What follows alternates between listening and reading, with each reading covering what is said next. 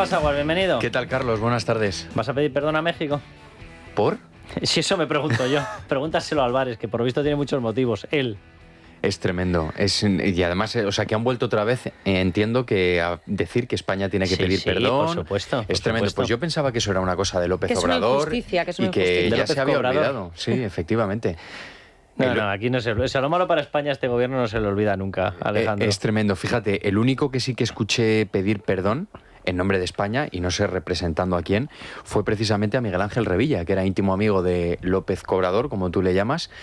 Viajaba en numerosas ocasiones aquí a España, a Cantabria, y fue el único político español que sí, que pidió perdón en nombre, diciendo que representaba a toda España. Lamentable. Vamos a escucharle. Cristina Losada, ¿cómo estás? Hola, muy bien. Mira, para que te termines de calentar con el tema, que me imagino que ya vienes calentada de serie con esta historia, porque Dios bendito, qué ridículo, no de país, no. Nuestro país es un orgullo tremendo. Qué ridículo de gobierno, qué ridículo de gobierno. Vamos a volver a escucharle a Álvarez y la respuesta de Sheinbaum. Vamos a empezar por Álvarez. Hubo injusticia. Justo es reconocerlo hoy y justo es lamentarlo, porque esa es también parte de nuestra historia compartida y no podemos ni negarla ni olvidarla. Justo es, pero de justito, el nivel de este señor como ministro. Vamos a escuchar a Sheinbaum. Es la primera vez que una autoridad del gobierno español habla de lamentar la injusticia. Es importante, es desde mi punto de vista un primer paso. Y habla de la importancia de lo que siempre hemos dicho. El perdón engrandece a los gobiernos y a los pueblos. Cristina, es que encima se cachondea del Sheinbaum. Le dice, es un primer paso, ¿los siguientes que van a ser? ¿La chequera o qué? No sé, bueno, eso por supuesto. Es que además es evidente que las élites políticas mexicanas, como la que representa Sheinbaum o antes López Obrador, pero también de otros países sudamericanos, ¿para qué utilizan esta culpabilización de España? ¿Para qué están diciendo siempre que España debe pedir perdón?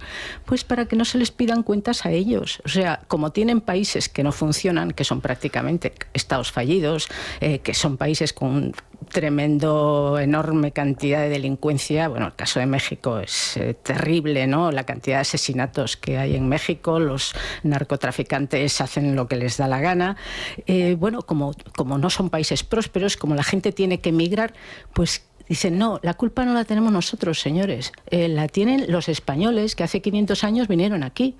Claro, eso es la parte triste y seria de este asunto, a la que una declaración como la de Álvarez está alimentando esa desviación de responsabilidad que hacen esas élites políticas en esos países.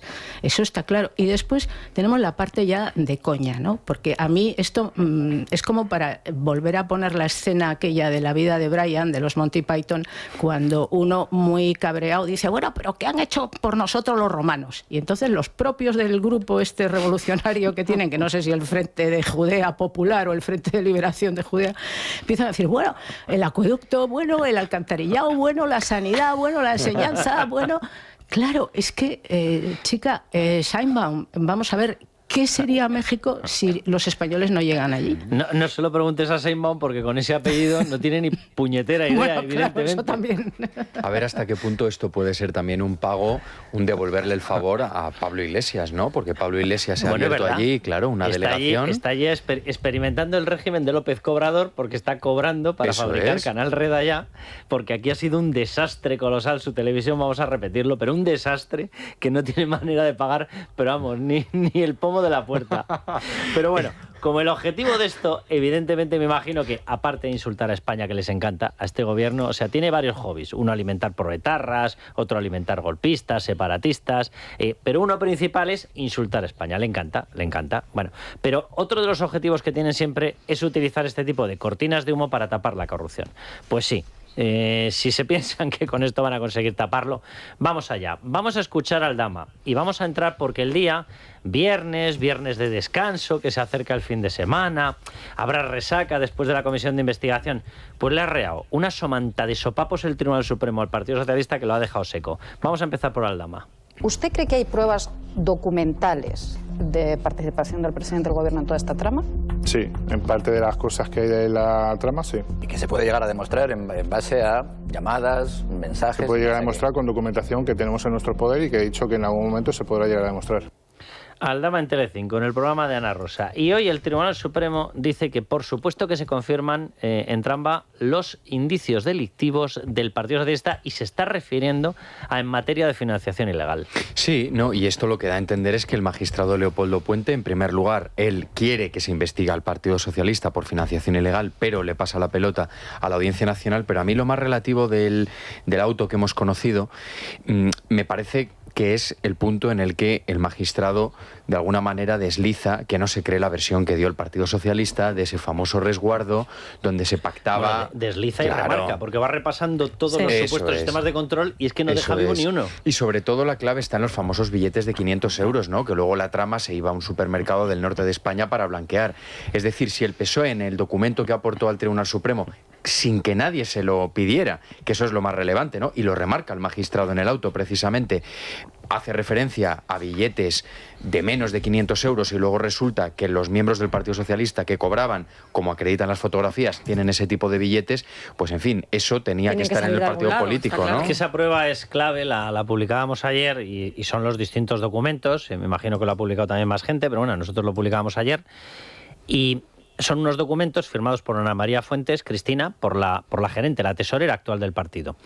Y ahí se ve que todos los pedidos que había de billetes eran billetes de 50, de 20, de 10 y de 5. Claro, gran pregunta. Si por la vía legal que tú mismo has esgrimido y que tú mismo has confesado ante el Tribunal Supremo, no tenías billetes o no tenías que tener de 500, de 200 y de 100, ¿cómo pagabas en chistorras, soles y lechugas?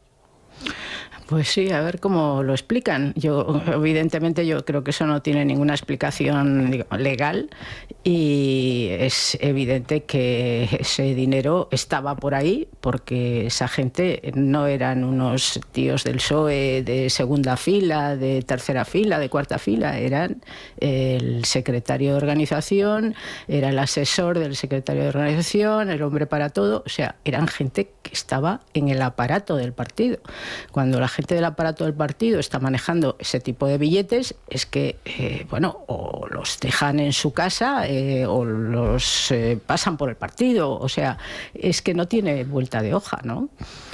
Vamos a escuchar a Koldo, que también desmiente a Pedro Sánchez. Pedro Sánchez dijo que la relación, la suya, con Koldo era anecdótica. Bueno, pues Koldo, de nuevo, ha salido hoy y ha dicho, ¿anecdótica? Sí, sí. El señor Sánchez ha dicho que guardaba una relación anecdótica con usted. Yo creo que las cosas hay que valorarlas, hay que pensarlas y luego responderlas. ¿Se intercambió algún mensaje con él?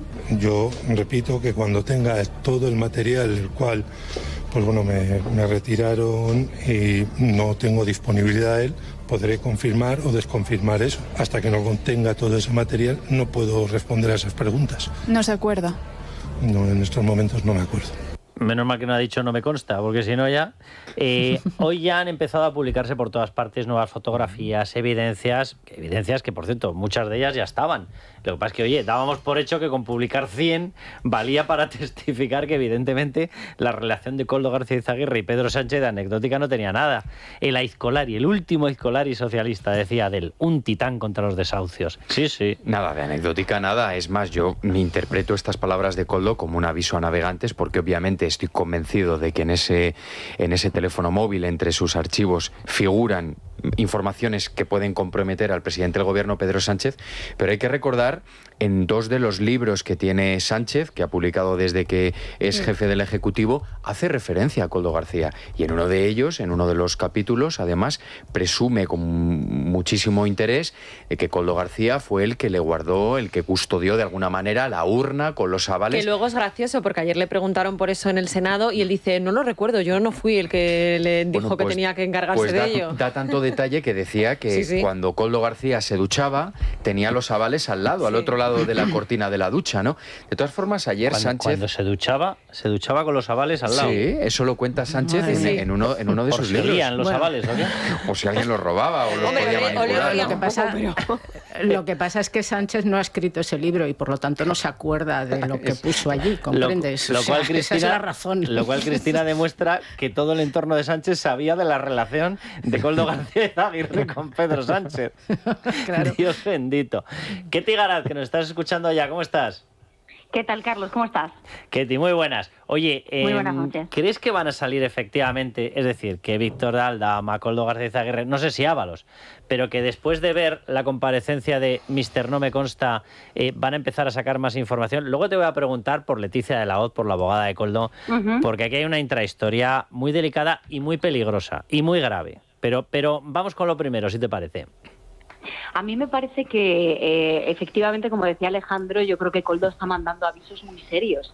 Y esto es relevante en la medida en que demuestra que el papel director ahora mismo, o la persona que en un principio se consideraba el último eslabón, ¿no? El último escalón de la cadena, la pieza más débil, quien podía cantar antes, es precisamente la que tiene la sartén por el mango y la que está casi coaccionando a José Luis Ábalos, porque tiene la información de la que depende su futuro procesal, pero también coaccionando a Pedro Sánchez. Yo creo que ahora mismo, si tenemos que mirar a alguien informativamente, es a Koldo García Izaguirre.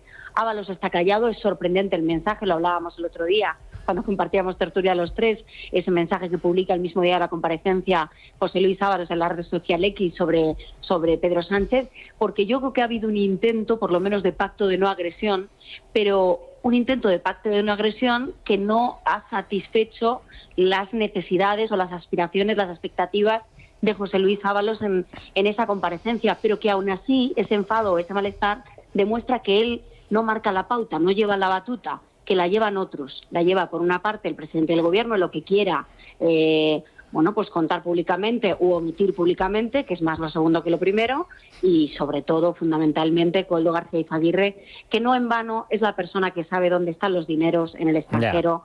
Hay una noticia que nosotros contamos hace 4 años, que es que Koldo, 2 meses después de la salida de Moncloa, del ministro de Transportes y de él mismo, del propio gobierno, viajó en apenas 2 meses a 10 países de Sudamérica y del resto del mapa, y evidentemente lo que estaba haciendo allí pues no eran viajes de placer. No era rellenar de sellos el pasaporte, ¿no?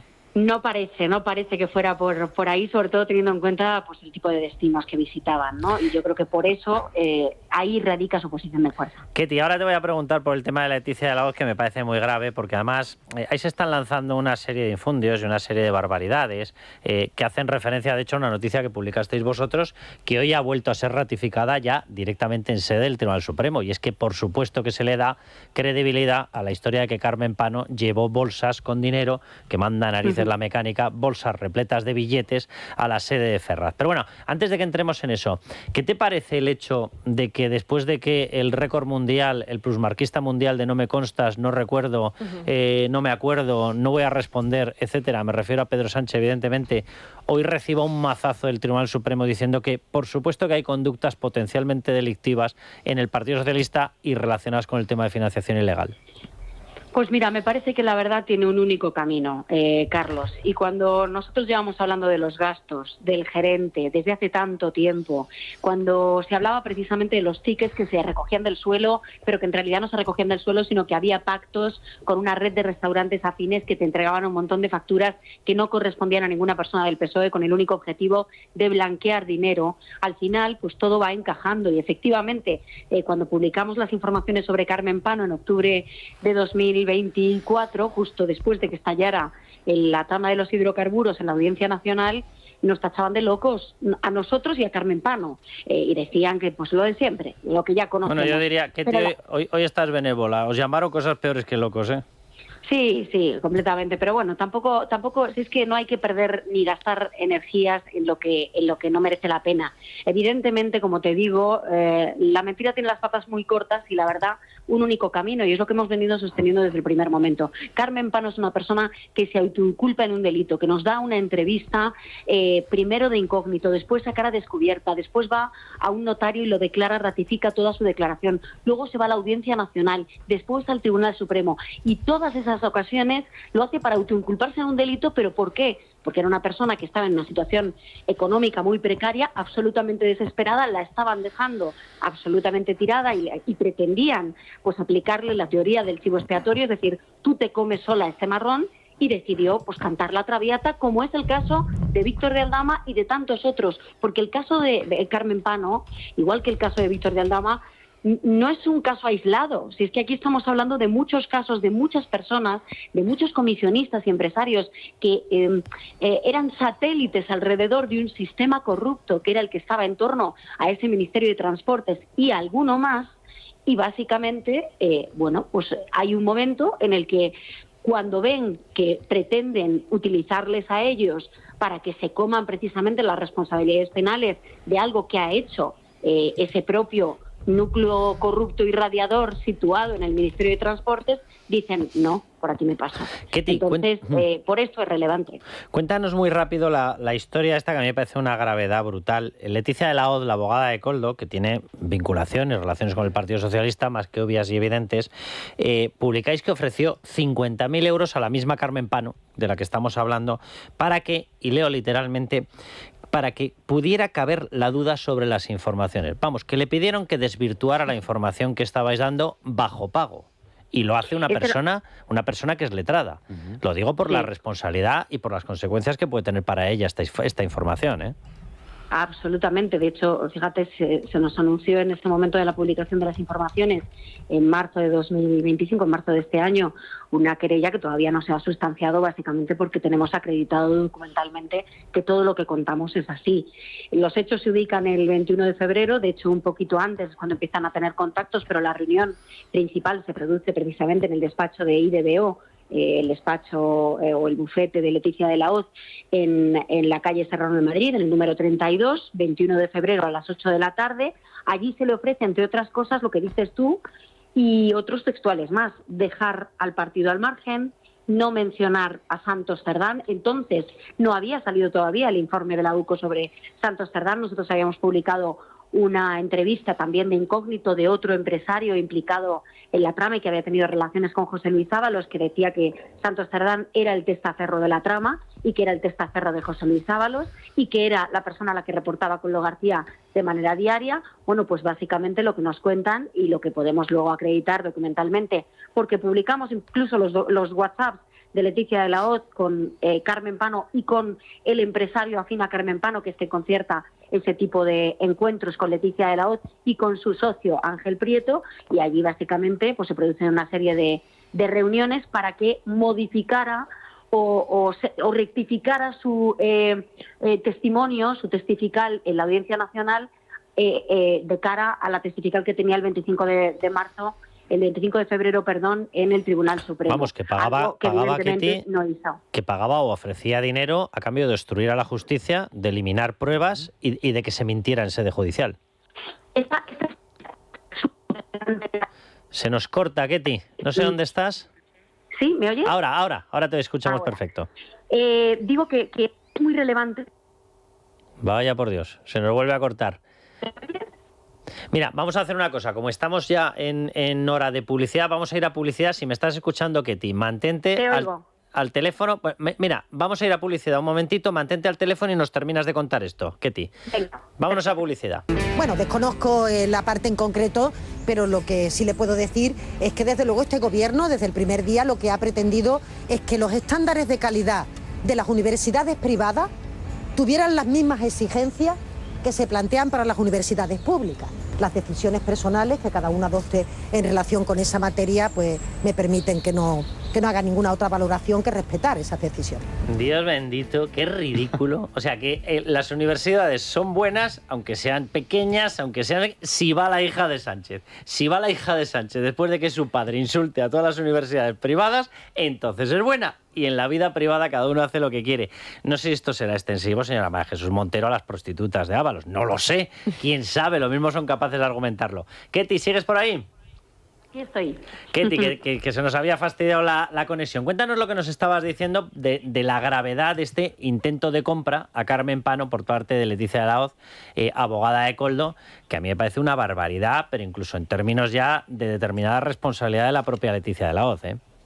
Bueno, es una barbaridad, pero sobre todo es muy relevante para entender realmente hasta qué punto operan las cloacas del Partido Socialista y satélites, porque Leticia de la Hoz es efectivamente una abogada, una letrada que tiene su despacho en la calle Serrano de Madrid, el despacho IDBO, que está precisamente o estaba especializado en blanqueo de capitales y compliance, y esta persona establece unas relaciones con el Partido Socialista en el año 2019 a través de esa asociación Infancia Robada de una persona, pues el padre de una presunta víctima de acoso por parte de la Iglesia en un colegio del Opus Dei en el País Vasco, entre Canales, que acaba siendo el cabeza de lista por esa comunidad autónoma a las elecciones del Partido Socialista, a las elecciones de 2019, y a partir de ahí empiezan a tener relaciones muy estrechas con el Partido Socialista. Leticia de la Hoz fue asesora del Defensor del Pueblo, recibió varios contratos por parte de la Administración, entre ellos el contrato del SEPES para la Oficina de Compliance, es decir, es una persona cercana al Partido Socialista. Y en calidad de eso es a lo que se pone en contacto precisamente con este empresario afín a Carmen Pano para ofrecerle este pacto que, por cierto, inicialmente era de 50.000 euros, pero lo que les prometieron era 50.000 euros ampliables a 200.000, porque lo que les ofrece es pagarle durante 5 años el alquiler de su vivienda en Las Rozas en Madrid, pagarle la boda de su hija, pagarle determinados atrasos que tenía, de deudas a las que había incurrido básicamente por la situación de precariedad en la que estaba, por el bloqueo de sus cuentas derivada de la investigación de la trama de los hidrocarburos. Es decir, era un pacto importante. Y digo que es importante para conocer las cloacas, Carlos, porque es que no es la única.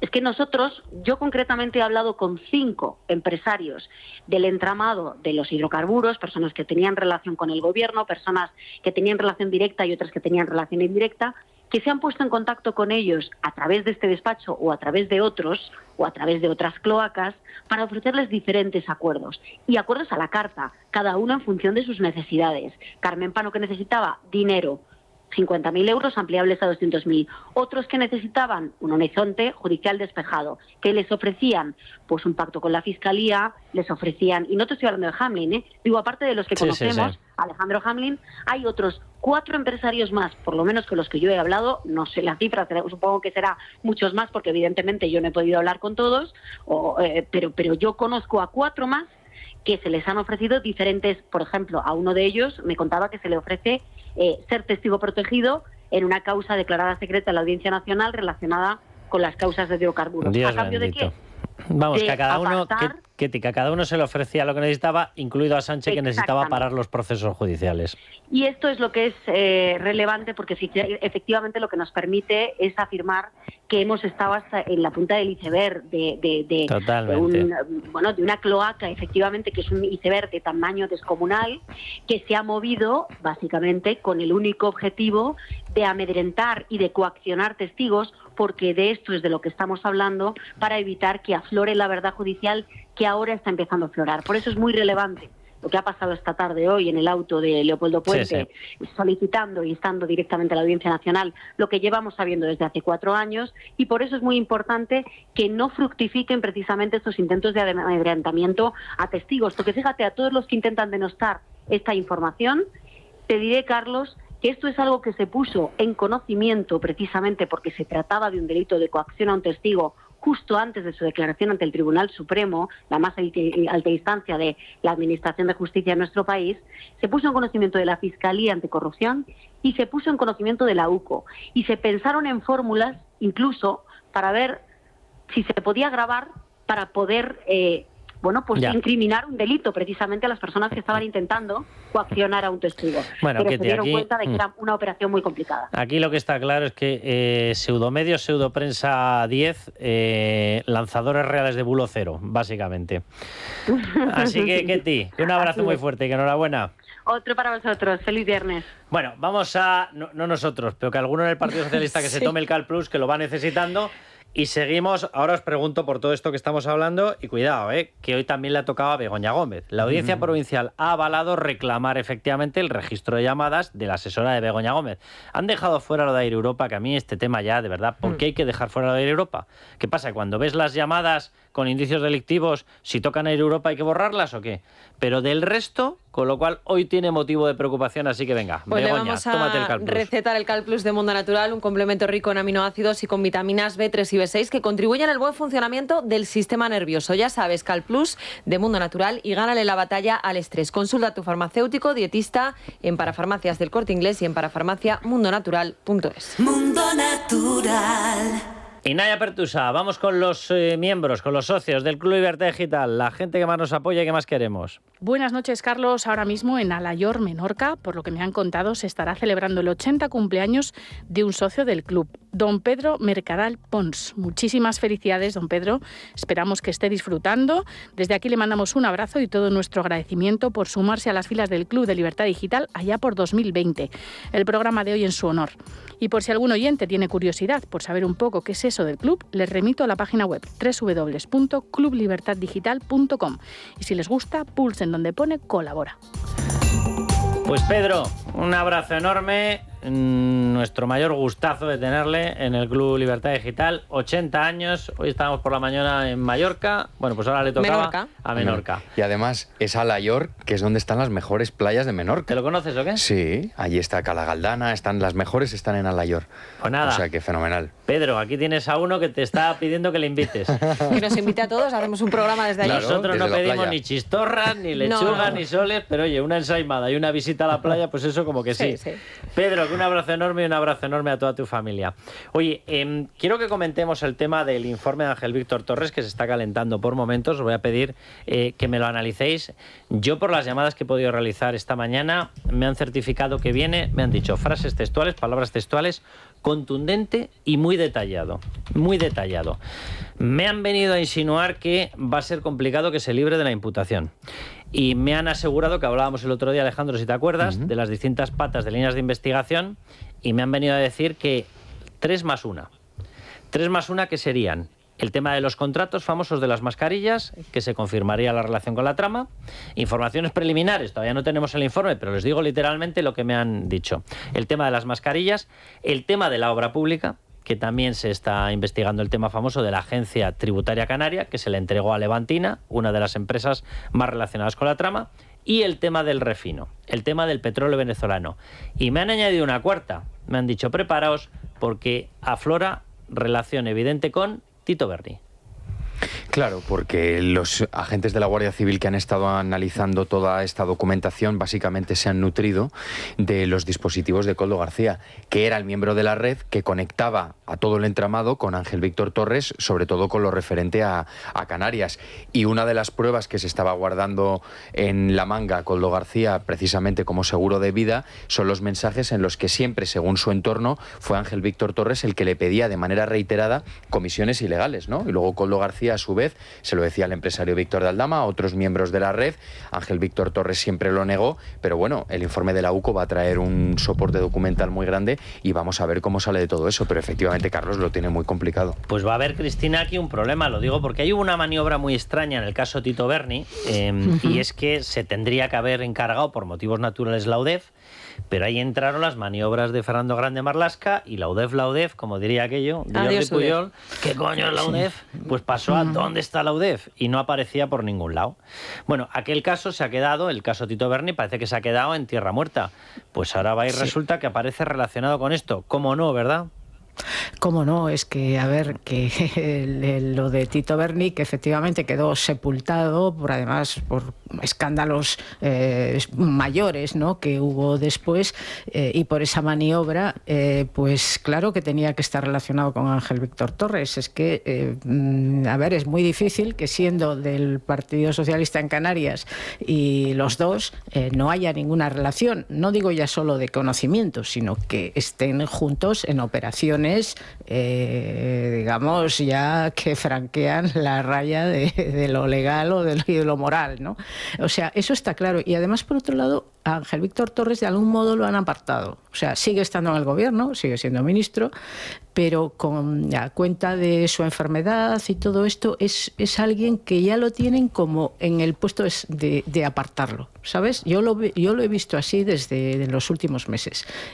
Claro, en el momento que salga un informe que lo implica de manera clara, pueden hacer dos cosas: o negar o confundir o decir que no, es decir, la estrategia que están siguiendo, que por cierto es interesante lo que decía la empresaria esta Carmen Pano, que contaba Ketty, ¿no? Cuando la abogada Leticia le ofreció cambiar su versión para que cupiera la duda. Porque esta es la estrategia que están siguiendo. Es decir, en lugar de armar una versión completamente alternativa a la verdad, lo que están tratando es de que tú, al final, no sepas qué es verdad y qué es mentira. O sea, generar confusión, embarullar, que quepa la duda. ¿Qué es lo que se hace, final, Cristina, cuando claro, no puedes dar una versión alternativa porque sabes que eres culpable? Cuidado, y luego, porque es que luego las pruebas te pueden dejar en evidencia lo que vaya saliendo. Entonces, claro. Y luego todo lo que ha girado en torno a las Islas Canarias durante el tiempo que Ángel Víctor Torres ha sido presidente, ¿no? Sin ir más lejos, por ejemplo, a raíz de que ocurriera lo del Delsi Gate, de que Delsi llegara al aeropuerto de Barajas, a los pocos meses el comisario del aeropuerto de Barajas fue cesado y fue trasladado misteriosamente a las Islas Canarias.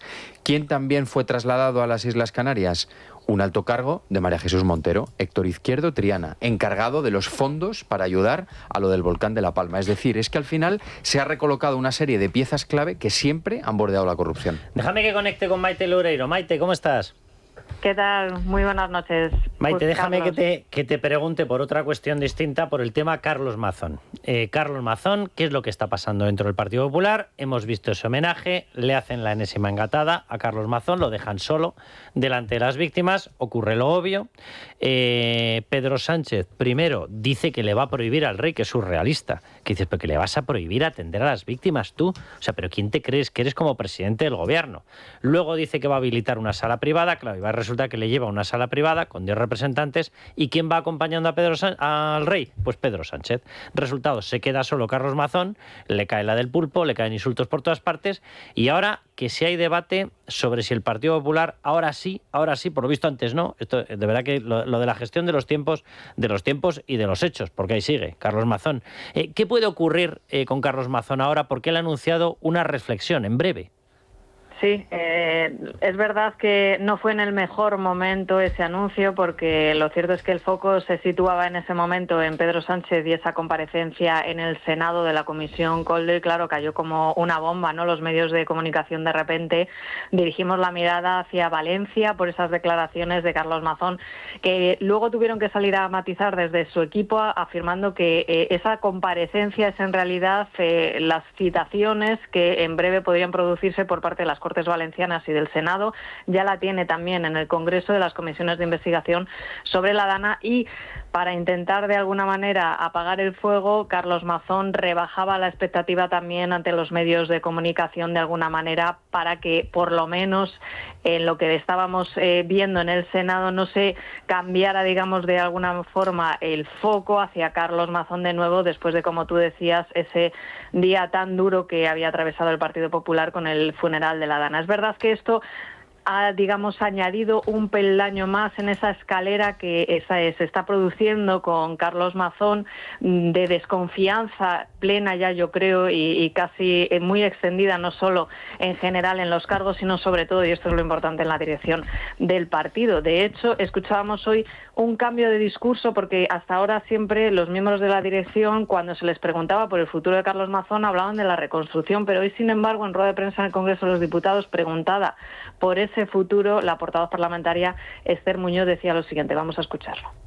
De la misma forma que el partido es quien decide quién es un candidato en unas elecciones, la decisión de dimitir de un cargo público que te han votado los ciudadanos es personal, y por lo tanto es el señor Mazón el que debe decidir su futuro político. Maite, ¿esto significa que cambia el guión? ¿Esto significa que le pueden forzar a dimitir?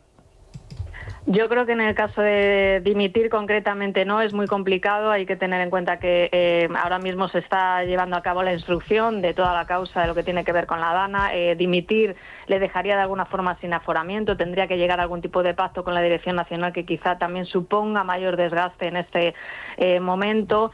Y por tanto lo que se habla, de lo que se comenta y reclaman algunos cargos, también algunos presidentes autonómicos, es que al menos resuelva la duda sobre su candidatura. Es decir, el próximo lunes hay una cita importante en Génova, se reúne el Comité Ejecutivo Nacional, se reúnen los varones también, y que por lo menos de alguna forma se intenten cerrar esas heridas y este debate abierto que entorpece cada una de las iniciativas del Partido Popular, tanto en la Comunidad Valenciana como en otras regiones. Y ese es el problema, arrancamos ciclo electoral y hay preocupación evidentemente de que se inicien las campañas electorales en cada una de las regiones con esto todavía sin resolver, sin aclarar. Entonces se espera algún tipo de anuncio quizá el lunes en ese sentido, ¿no? De la candidatura, más bien. Maite, pues muchísimas gracias.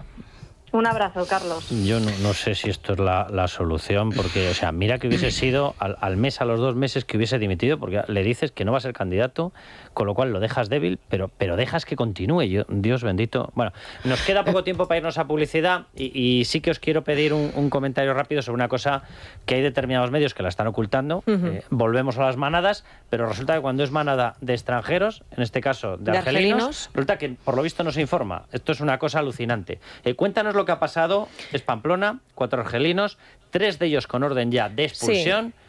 Y acaban en una violación, en un acoso sexual, etc. Violaron a una joven presuntamente el pasado viernes, lo contábamos ayer, en una fiesta universitaria, en los alrededores de una fiesta universitaria en Pamplona. Y bueno, pues la juez, y la noticia de última hora que les dábamos ayer, era que la juez había decidido mandarles a prisión provisional sin fianza. Hoy hemos podido leer ese auto que les envía a prisión. Y bueno, lo que dice es que hay un gran riesgo de fuga, porque evidentemente hay 3 de ellos que tenían una orden de expulsión. Claro, aquí hay un tema importante porque, por ejemplo, hoy, y ya avanzábamos ayer que esto era un asunto muy delicado, pero es que hoy el diario El Mundo revela que estamos en mínimo histórico de ejecución de expulsiones de inmigrantes irregulares. Un 17% fueron expulsados solamente en el año 2024, cuando en años anteriores, Carlos, estábamos de media en el 60%. Alfredo Perdiguero, ¿cómo estás? Hola, Carlos, buenas noches. Portavoz nacional de Juntos Policía Guardia Civil, Juntos Pol GC. ¿Qué está pasando con las órdenes de expulsión y qué está pasando con la protección de la población? Lo digo porque mientras que nos dicen que todos los que damos las noticias como somos racistas, que tócate las narices, aquí no dejamos de sumar violaciones. Así es una desgracia, ya digo gracias. Bueno, pues gracias a las cámaras de seguridad, que algunos no las quieren porque dicen que son más papistas que el Papa, por eso las cámaras pudimos detener a esos 4 animales que violaron y robaron a esta pobre chica, en primer lugar. En segunda, ni Carlos Cuesta ni Alfredo Perdiguero, la Fiscalía General del Estado, en su última memoria, dice que hay dificultades para expulsar a los marroquíes y a los argelinos porque las autoridades consulares no colaboran. Te diré que el otro día tuvimos a un tío con 110 antecedentes, había tenido petición de CIE, se le echó fuera del CIE una vez que se pasa el tiempo máximo permitido y ya no le vuelven a dar CIE, y está en la calle con una orden de expulsión en la cual no podemos ejecutar porque Marruecos no reconoce a sus compatriotas y por tanto no se les puede expulsar. ¿Repite el número de antecedentes? 110, Carlos.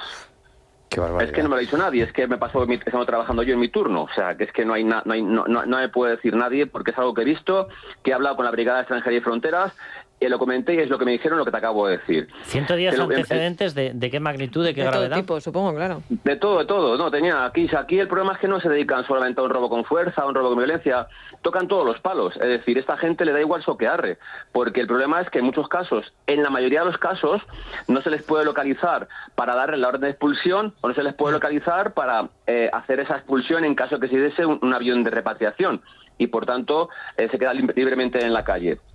Pero mira, te lo voy a decir, lo habéis dicho vosotros a la entrada, pero te lo voy a decir en lugar de porcentajes, como habéis dicho, una media del 58-59% hasta el 2023, el 2024 fueron solamente el 17% y este año 2025 el 9,8%. Pero bien números totales. O sea, que seguimos bajando. Seguimos bajando.